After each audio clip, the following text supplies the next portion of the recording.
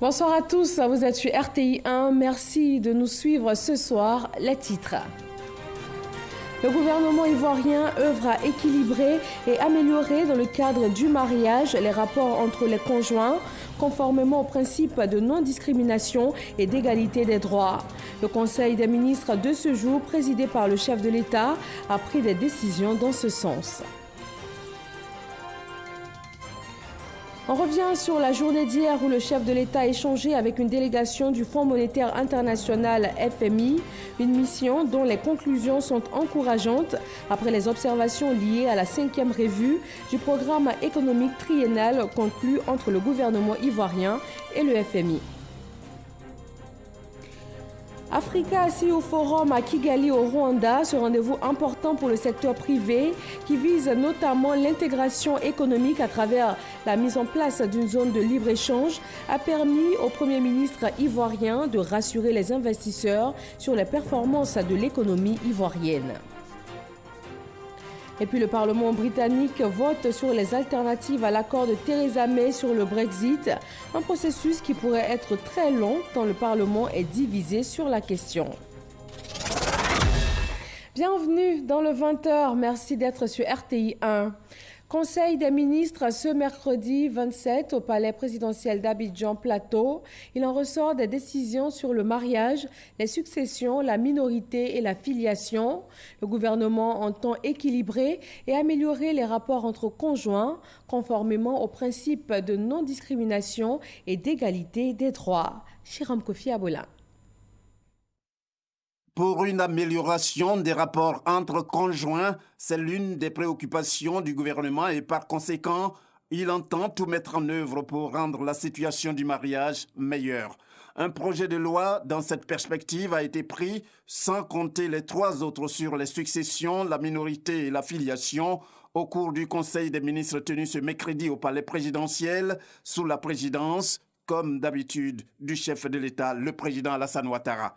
Ces différents projets de loi concourent ainsi à équilibrer et à améliorer davantage les rapports entre conjoints, conformément au principe de non-discrimination et d'égalité de droits et de responsabilité des époux dans le mariage tel que proclamé par les instruments internationaux pertinents et consacrés par notre Constitution.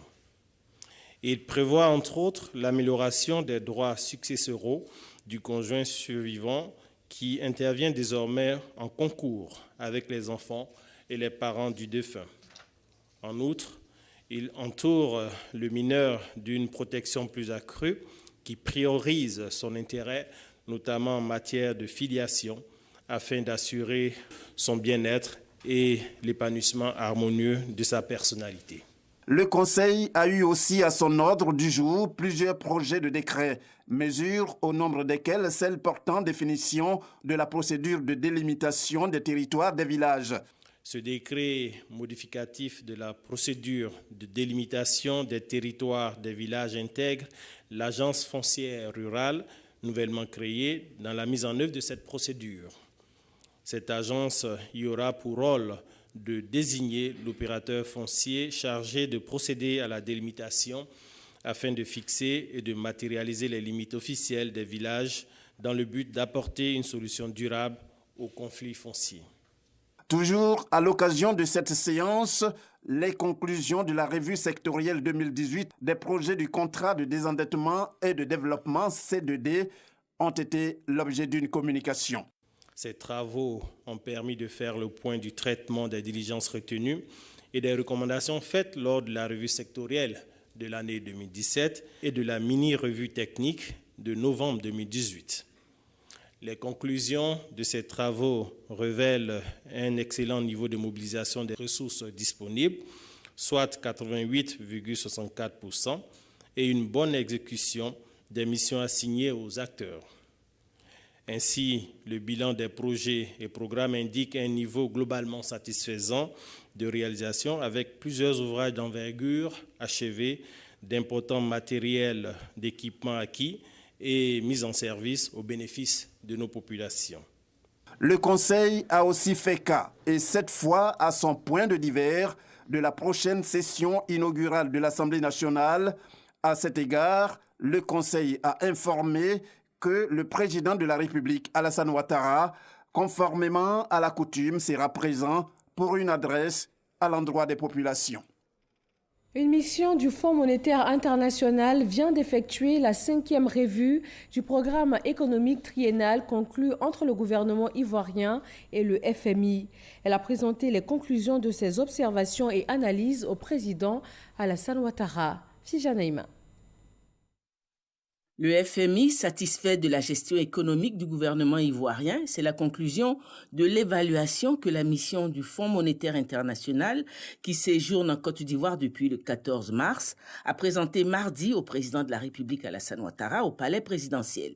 Cette évaluation s'inscrit dans le cadre du suivi régulier par le FMI du programme économique triennal 2017-2019 mis en œuvre par le gouvernement ivoirien avec le soutien financier de l'institution financière internationale.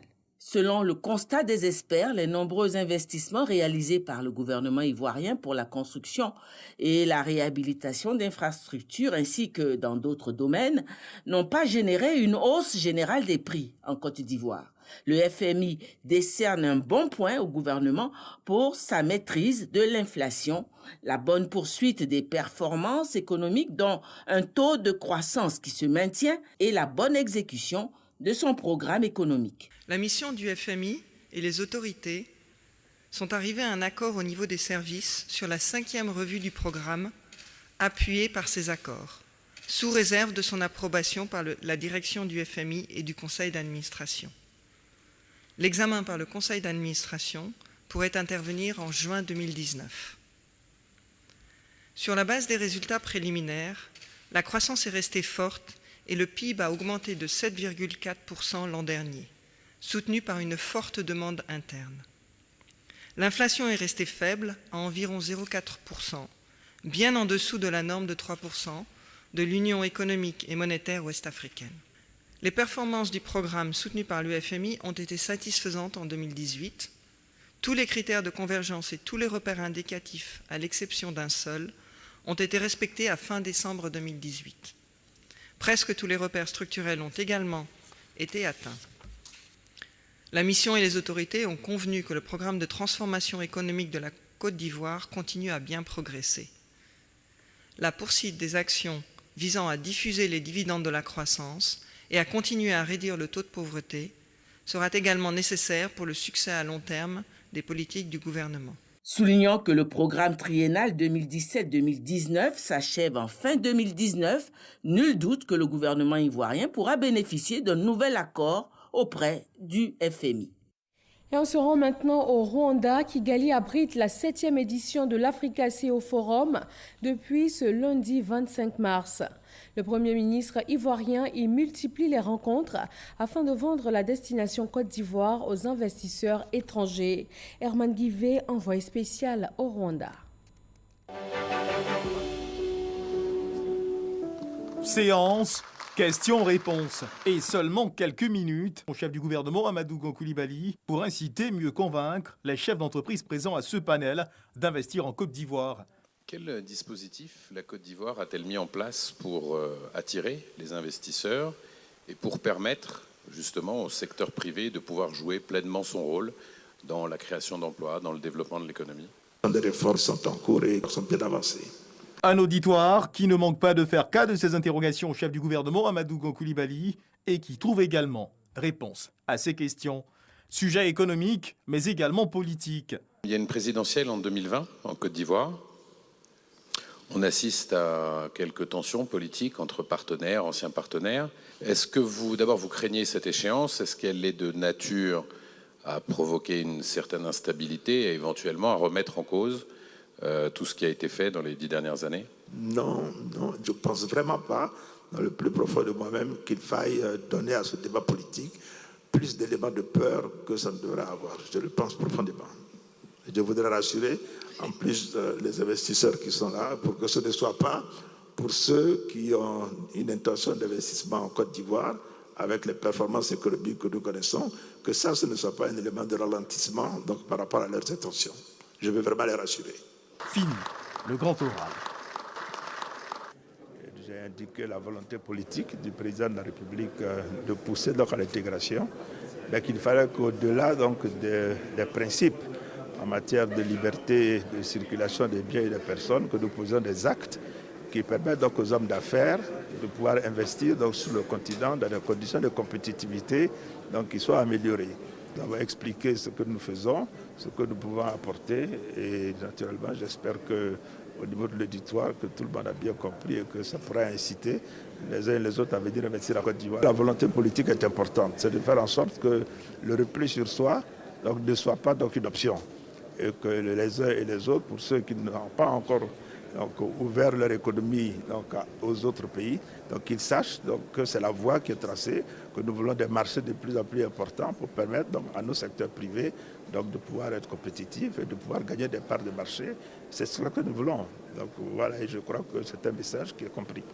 Parmi la centaine d'exposants présents au Kigali Center Convention, des entreprises ivoiriennes venues exporter leur expertise. L'appel que nous voulons lancer en tant qu'investisseurs ivoiriens, c'est de dire que la Côte d'Ivoire, c'est une terre d'opportunités.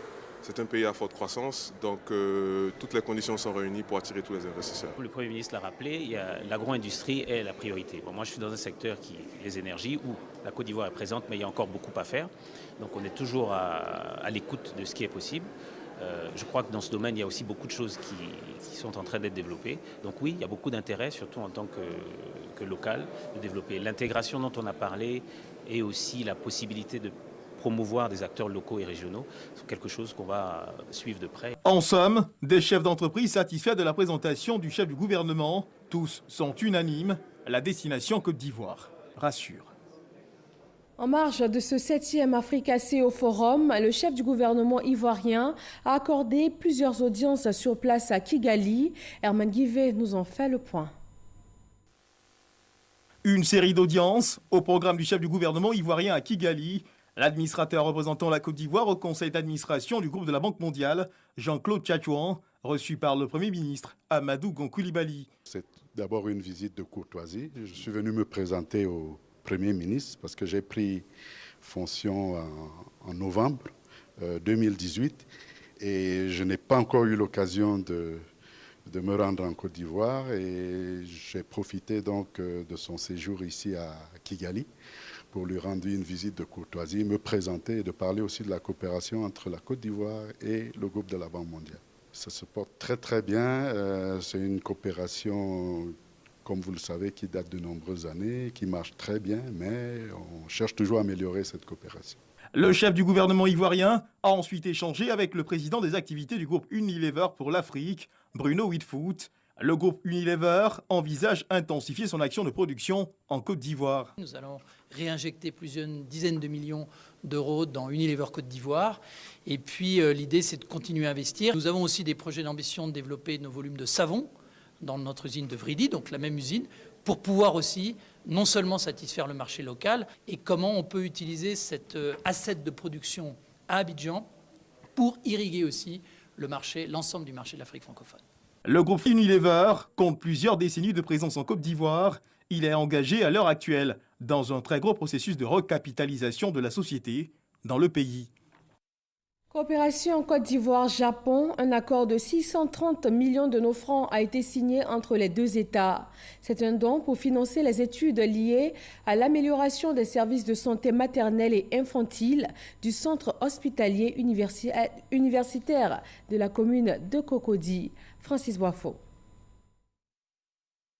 Un second accord est attendu pour la prise en charge des travaux de construction et l'équipement des services de santé maternelle et infantile du centre hospitalier universitaire CHU de Cocody. Celui signé mardi entre le gouvernement japonais et l'État de Côte d'Ivoire porte sur un don de 630 millions de francs CFA. Il permettra de financer l'étude du concept détaillé du projet. Ce projet vise à réduire le taux de mortalité maternelle et infantile qui, en dépit des efforts déployés par le gouvernement ces 10 dernières années, demeure au cœur des préoccupations de notre système sanitaire. Ainsi, il a pour objectif d'améliorer les services de soins maternels et infantiles du centre hospitalier universitaire de Cocody par l'agrandissement donc des services d'obstétrique et de néonatologie et leur fourniture en équipement. Tout ce qui touche à la santé représente pour le gouvernement une urgence. Cette cérémonie est soulignée toute l'importance de la coopération qui existe entre le JICA et le gouvernement de la Côte d'Ivoire. En 1994 et 1997, la JICA a intervenu au CHU de Cocody en précédant à son extension à travers la construction de bâtiments de consultation externes et en réhabilitant le centre. Partenaire de la Côte d'Ivoire, le Japon a signé de janvier 2019 à ce jour 3 accords dans les domaines des infrastructures routières, de l'alimentation et de la santé. 3 accords donc en 3 mois. On reste dans le milieu hospitalier. Le projet de loi portant réforme hospitalière a fait l'objet d'une conférence de presse du ministère de la Santé et de l'Hygiène publique. Ce premier texte de base vise à améliorer le dispositif de l'offre de soins en Côte d'Ivoire. Les CHU, CHR et hôpitaux généraux ont désormais le statut d'établissement public hospitalier. Quels sont les changements que cette réforme implique? Élément de réponse avec Salima Toudia. Annoncé en Conseil des ministres le 13 mars dernier, le projet de loi portant réforme hospitalière est en cours. Face à l'inadaptation, entre autres, des modes d'organisation et de gestion des hôpitaux publics administrés plutôt que gérés, le statut d'établissement public hospitalier EPH devrait être appliqué. Les CHU, les CHR, les hôpitaux généraux sont désormais des EPH. Ils ont un statut EPH, disposant de l'autonomie administrative et financière, dont la vocation est sociale, en raison des spécificités de la santé publique. Il ne s'agit donc pas d'un changement de nom, encore moins d'une privatisation. Les prix pratiqués actuellement restent les mêmes. Les EPH sont placés sous la tutelle de l'État. Pas de privatisation donc, mais la réforme prévoit un changement des modes de fonctionnement et de gestion des hôpitaux. Nous générons des produits, donc des recettes, nous générons aussi des charges. Et à la fin du cycle d'exploitation, nous avons un résultat. Et ce résultat-là doit pouvoir impacter notre capacité à réinvestir pour changer et renouveler nos équipements. Donc, de façon continue, le directeur de l'hôpital doit être capable de donner la situation de son patrimoine. On a voulu parler de gestion privée parce que c'est ce qui se passe dans tout établissement qui est assujetti aux résultats. Et la finalité de nos hôpitaux, c'est l'amélioration de l'offre de soins. Les 6 piliers du système de santé devront être renforcés à travers cette réforme, notamment en infrastructures et équipements. La formation des directeurs d'hôpitaux pour une maîtrise des coûts de production est également en cours. Que prévoit le ministère de l'Enseignement supérieur et de la Recherche scientifique pour l'amélioration des conditions d'études et de vie des étudiants? Le ministre Albert Troaqueus-Mabry était hier soir l'invité de RTI 1 reçoit. Un extrait de son intervention. Je voudrais indiquer que ce sera entre 700 et 800 milliards que l'État mettra sur ces 2 programmes pour arriver à la dizaine d'universités publiques. Ici, nous sommes au cœur de la formation de la ressource humaine pour le développement de la Côte d'Ivoire. Le projet de l'émergence de la Côte d'Ivoire, du développement économique de la Côte d'Ivoire se fera avec des cadres de qualité. L'État y met le prix. Chaque ménage, chaque Ivoirien, qu'il soit étudiant ou parent d'étudiants, chacun doit faire l'effort pour que ici nous contribuions à mettre à la disposition de notre pays des ressources humaines qui assurent donc son développement. Pour cela, nous allons continuer de réformer, nous allons continuer de sensibiliser, nous allons continuer de faire le dialogue avec les étudiants, avec les enseignants, avec l'administration des établissements publics de l'enseignement supérieur et faire en sorte que nous parvenons donc à une université dont nous sommes fiers. Nous produisons déjà des résultats, mais nous pouvons faire mieux et je voudrais m'engager personnellement à poursuivre donc les efforts et à faire le plaidoyer auprès du gouvernement pour que non seulement nous rapprochons donc l'enseignement supérieur des ménages, mais mieux que nous en améliorons la qualité tant au niveau du secteur public que du secteur privé qui est un soutien important pour notre dispositif d'enseignement supérieur.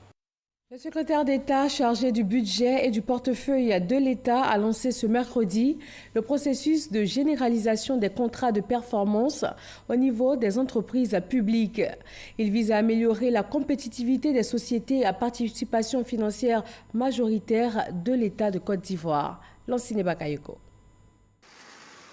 Problème de gouvernance, cumul de lourds passifs, surendettement et parfois absence de plan stratégique d'investissement. Ces manquements, révélés par les audits diligentés dans beaucoup d'entreprises publiques, obligent le gouvernement à renforcer les mécanismes de contrôle à travers des contrats de productivité et d'efficacité. La conclusion de tels contrats, appelés contrats de performance, procure à l'État actionnaire un levier indéniable de mesure des performances opérationnelles, économiques et financières de l'entreprise publique. La détermination de normes objectives et quantifiables permettra de garantir la performance de l'entreprise dans la durée ainsi qu'un mécanisme pertinent d'encadrement. Dans sa phase expérimentale, seulement 8 entreprises ont fait l'objet de contrats de performance.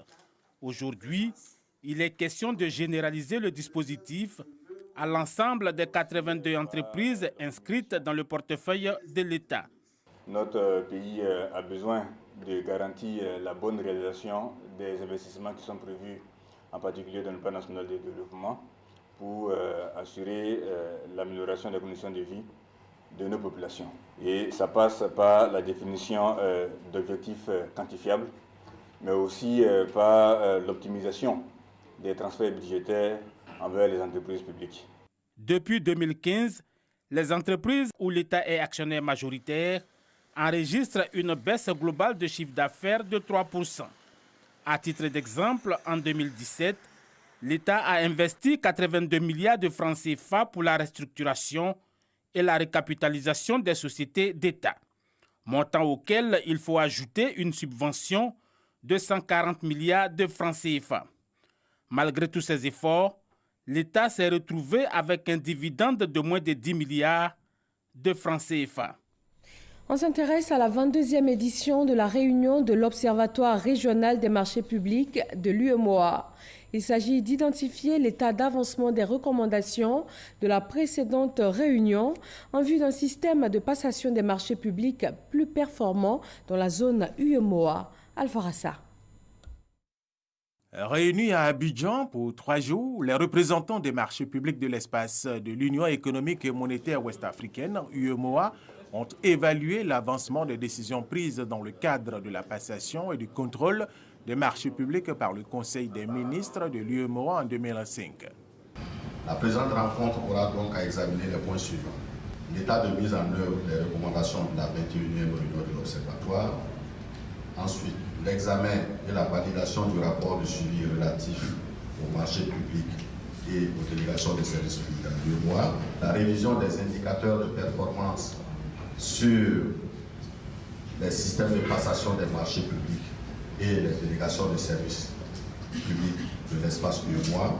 Et enfin, le lancement de la 2e revue communautaire des marchés publics de l'UEMOA. Au cours de cette réunion, les participants ont pu partager leurs expériences pour la modernisation et l'harmonisation des systèmes de passation des marchés publics dans l'espace UEMOA. Il y a un héritage que nous avons en commun.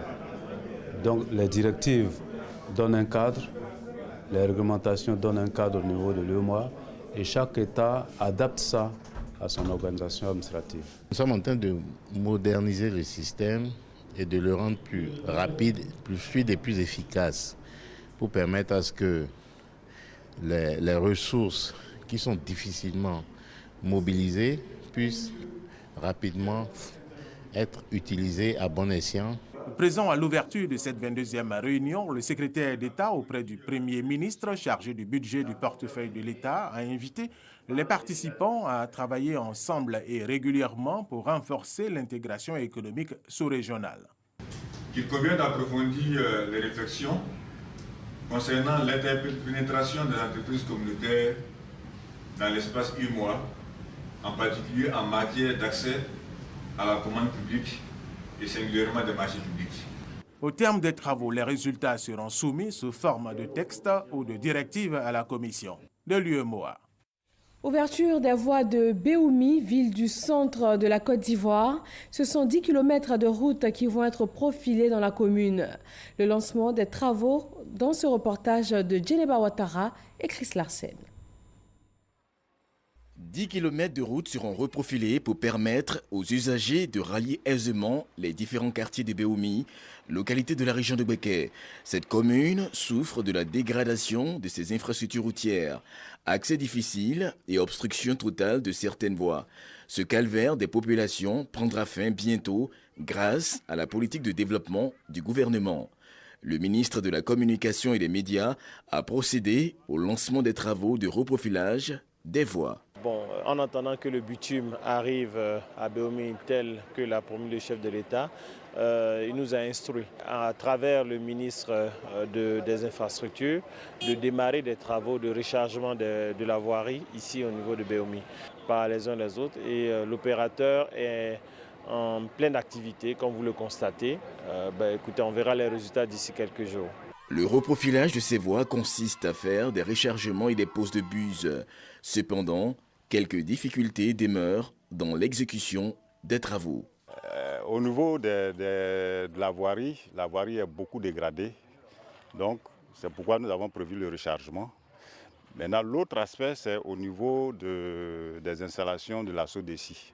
Les tuyaux de raccordement au ménage, très souvent, nous sommes amenés à sectionner certains tuyaux.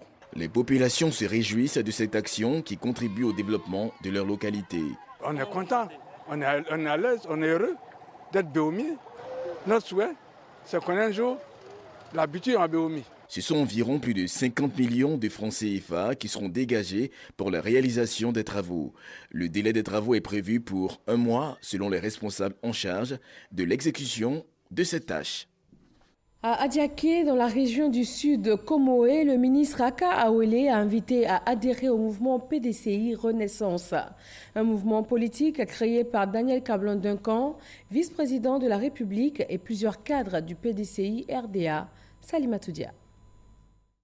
Dans le département d'Adiaké, le ministre Eugène Aka Awele, cadre de la région du sud Comoé, invite les populations à adhérer au mouvement PDCI Renaissance. Il les appelle à consolider les acquis du Sud Comoé en infrastructure à travers le choix d'une alliance avec le parti RHDP. C'est là que se trouve le bonheur de la région du Sud Comoé. C'est là que la Côte d'Ivoire retrouvera sa pleine cohésion pour que ça n'éclate pas comme les 10 années de crise que nous avons connues. Les populations d'Adiaké ont exprimé leur espoir pour une Côte d'Ivoire rassemblée. Quand on voit la Renaissance, c'est au Feu-Boyen, les traits du Feu-Boyen. Au Feu-Boyen, nous avons toujours enseigné la paix. La paix entre nous, le voisinage, le prochain, même au-delà du pays. Et c'est ce que sur ça, on va marcher pour pouvoir construire le pays. J'adhère parce que je suis partant pour le président Alassane Ouattara, pour les œuvres et ce qu'il fait pour le pays. En tout cas, je suis fier. Que ce soit PDCI ou PDCI Renaissance, moi je pense que c'est de se comprendre et puis aller sur la même voie. Parce que nous sommes tous Ivoiriens. C'est pour le bien des Ivoiriens. Le PDCI Renaissance, mouvement politique, se veut une sorte de passerelle entre le PDCI RDA et le RHDP. En bateau, dans le centre-est du pays, on parle de l'installation du nouveau maire. L'inspecteur général d'État, Théophile Awandoli, qui a parrainé la cérémonie, a appelé les populations à unir leurs forces pour relever les défis de développement de la localité. Alexis Ouedraogo. Ce samedi, à la résidence de l'inspecteur général d'État, Théophile Awandoli, ils sont venus prendre le départ pour Mbato. Pour l'investiture du maire RHDP de la localité, le rassemblement des oufouettistes a voulu démontrer sa solidarité. Le choix porté sur le maire comme Ekwa Jacob est un choix porteur d'espoir, car ce choix s'inscrit dans ce vaste programme du chef de l'État, le président Alassane Ouattara, de faire de la Côte d'Ivoire une terre de rassemblement, comme rêvé par Oufou-Boigny, une terre de fraternité, une terre de développement. Renforcement du bitumage, informatisation des services de l'état civil, À l'heure de son intronisation, le maire Jacob Kwame-Kwa dit sa ferme volonté de poursuivre les travaux de développement dans un esprit d'unité. Dans les jours à venir, nous entamerons l'éclairage de la voie Aouna-Mbato dont les travaux de piquetage sont terminés. Ces réalisations ne doivent pas nous faire oublier les besoins criards. La population de Mbato a besoin d'un bloc opératoire. Donnons-nous la main, mutualisons nos efforts, frères cadres de Mbato. Parrain de la cérémonie, l'inspecteur général d'État, fils de la région, n'a pas manqué de féliciter le maire pour sa vision. Quand on va faire le goudron de Mbato, on ne regardera pas les cartes politiques. Quand on va faire la maternité, on ne demandera pas tu es de quel parti politique pour venir accoucher. On doit travailler ensemble pour le développement. Ça doit être notre credo. Plusieurs dons et appuis à des projets communautaires ont été annoncés à la grande joie des populations. La population d'Azaguié est sous le choc. La morgue de la ville est partie en fumée. Les 9 corps en conservation ont été calcinés. L'incendie a également fait d'importants dégâts matériels. La mairie de cette ville de Lagnébi-Tiassa a pris des dispositions en vue d'une inhumation anticipée. Mamadou Kwasi. Des larmes et des pleurs à la morgue d'Azaguié. Des familles encore sous le choc. L'incendie déclenché dans la nuit du mardi 26 mars a totalement calciné les 9 corps en conservation. Dans les casiers, le feu a commencé. Et je suis obligé d'appeler les autres. L'hôpital est sorti, les jeunes gens sont sortis et puis sont venus nous aider un peu pour éteindre le feu. Après la reconnaissance des corps, les parents des défunts ont procédé à l'enlèvement. Ils devront anticiper l'inhumation des corps ou de ce qui en reste. Nous sommes très peinés. Des parents qui sont décédés et qu'on ne s'attendait pas à ça. Nous n'avons pas la culture de brûler nos corps. Et voilà que des corps calcinés sont sous nos mains. C'est quand même triste et déplorable. La défunte qui devait en principe être convoyée sur Adiéké pour être inhumée à Éthiopie. Nous sommes tombés d'accord de faire inhumer aujourd'hui ces corps sur place. Aux côtés des familles doublement éplorées, le conseil municipal, l'équipe du maire Mamadou Koulibaly a pris des dispositions pour faire face à la situation. On a pu identifier les corps. Le plus urgent, c'est d'abord d'enterrer et puis après faire le funéraire parce qu'il y a des problèmes de santé. C'est des corps qui ont été traités, mais avec le feu, ça a eu des effets. On ne sait pas en traitant, en touchant, ce que ça pourrait faire. Jusqu'à notre départ d'Azaguié aux environs de 13 h, le feu déclenché depuis la veille à 20 h couvait toujours à la morgue. Une enquête a été ouverte pour élucider ce drame. En attendant, les nouveaux cas de décès seront transférés à la morgue d'Aniama ou d'Agboville. Dans le district d'Abidjan, un immeuble à 2 niveaux s'est effondré en partie cet après-midi dans la cité Bellecour d'Angré. Des 2 ouvriers pris au piège, un est décédé et l'autre est blessé. Les autres ouvriers étaient hors du chantier pour la pause du déjeuner. Le ministère de la Solidarité, de la Cohésion sociale et de la lutte contre la pauvreté a dépêché un émissaire sur place, notant que 2 cas similaires se sont déjà produits à Angré, terminus 81. Et puis dans l'actualité internationale, ce mercredi, les députés britanniques votent sur les alternatives qu'ils préféreraient à l'accord de Theresa May sur le Brexit. C'est un processus qui pourrait être très long, tant les parlementaires sont divisés sur la question. Le président de la Chambre va jouer un rôle décisif. C'est à lui de fixer l'ordre et la forme des scrutins et d'arrêter la liste des scénarios qui seront finalement soumis au vote. Et de son côté, la Première ministre tente toujours de persuader les opposants de soutenir son accord lors d'un 3e et dernier vote jeudi ou vendredi. Et c'est tout pour ce journal. Merci à tous de nous avoir suivis. Le journal de 23h sera présenté par Michel Mambo. Bonne fin de soirée et à demain 20h sur RTI 1.